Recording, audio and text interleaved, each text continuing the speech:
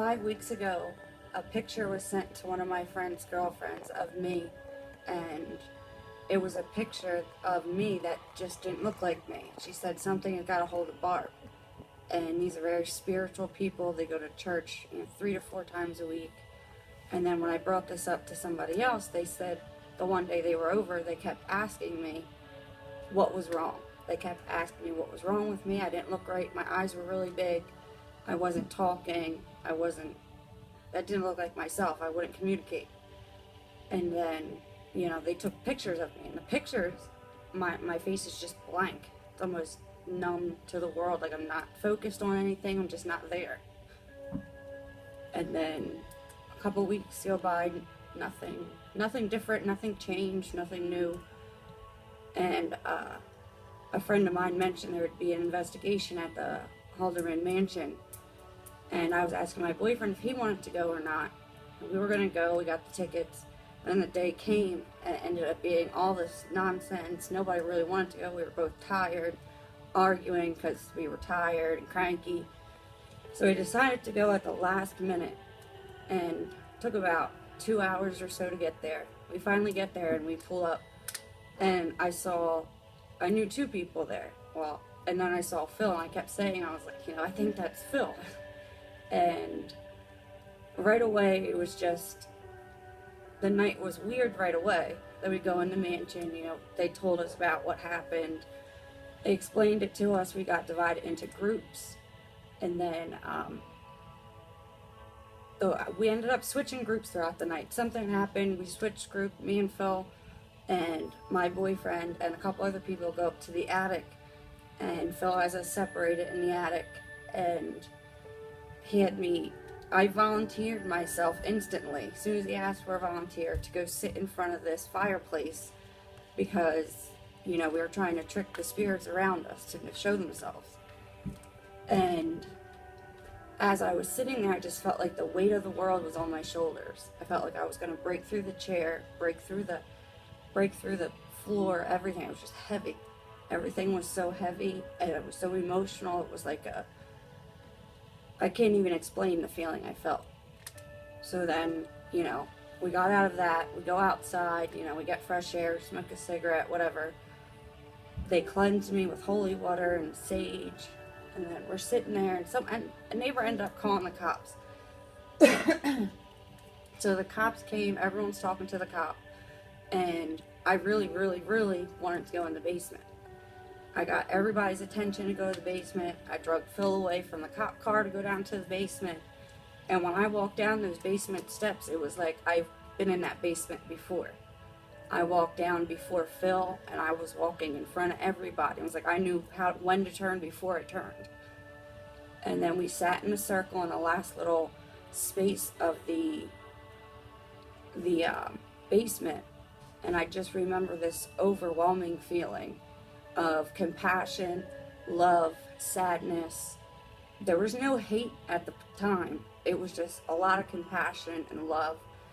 And then Phil kept saying he didn't feel right, that he was heavy. He couldn't move. Something was really heavy on him. And I knew what was on him. I kept telling him Jacob was on him. And there was supposedly a little girl named Anna that was left in that basement. And I didn't remember the girl's name, but soon the name that popped in my head was Sarah. No other name. He kept trying to correct me. I kept saying, no, her name's Sarah. It's not Anna, it's Sarah. So we're sitting there, and something just didn't seem right. So I run across the room, and Phil's eyes are rolling in the back of his head. His body's all slunched over. Like, we tried to snap him out of it. He finally comes back. He couldn't really understand what was going on. He didn't know what happened. I don't even know how I knew to run across the room in the dark to know that something was wrong with him. I just felt like he needed me, so I ran.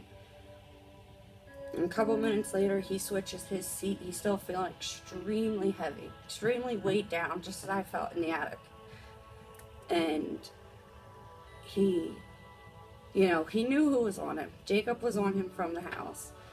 And there was just, then it turned into hate, this hate towards him. Like the hate, I wanted to run across the room and rip his head off. I don't know where it came from. It was like a 1 second I loved him, and then the next second I wanted to kill him. And a couple people made comments saying that it looked like I was going to jump across the room at him. So I wasn't sure. I didn't even know what was going on, how I feel that way. I've never felt that way before. I'm not any type of spiritual. I never did anything like that before. So it took about probably like an hour or more for us to try to figure this out. And the only thing I could keep thinking was, Phil knows my story. Phil knows who I am. Everyone kept asking who I was. My only answer was Phil knows.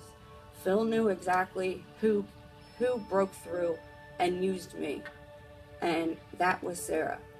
When I left that night, I had this feeling of worry, of just overwhelming worry that I didn't think Phil was going to make it home okay. I kept saying out loud, I hope he makes it home okay. I really don't have a good feeling. And in my head, I was saying it probably 200 times more. And I never messaged him. I didn't say anything. A couple days go by. I noticed, the house, the mood in the house changes a little bit. I'm more moodier than normal, or there was a shift in energy.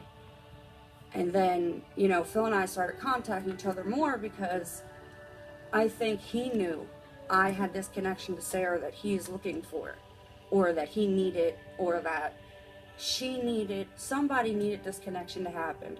And somehow I was chosen to share that connection. And, then I find out that he hardly made it home, which made me even feel more crazy, because how would I know he wasn't going to make it home? And then the one night we came out to the house. A couple weeks later, I come out to the house. I was so nervous. I didn't know what he was going to do. I've heard the stories about his house. I didn't know if I was going to come in here and demons were going to take. I didn't know if I was going to make it home. I wasn't sure what was going to happen. But I came here and the energy was okay. It wasn't too crazy, but the room was just, everything was everywhere. And we went in the portal trying to connect with Sarah, and I couldn't connect with her. It was like there were so many people, energy running through me. I'm getting really, really tired. One minute I'm angry, the next I'm sad, the next I'm angry. It just keeps going and going and going. Throughout the night, we kept trying to validate certain things. And the night ended okay. We left. We drove home. No problems at all. And then that's when I noticed the real change in our house. Just all of a sudden we have a bunch of flies in the house. We usually don't have bugs in the house. We had gnats. But now we have flies in our house. Not a lot to overwhelm, but just enough. Enough to notice that there's a little bit more than normal flies.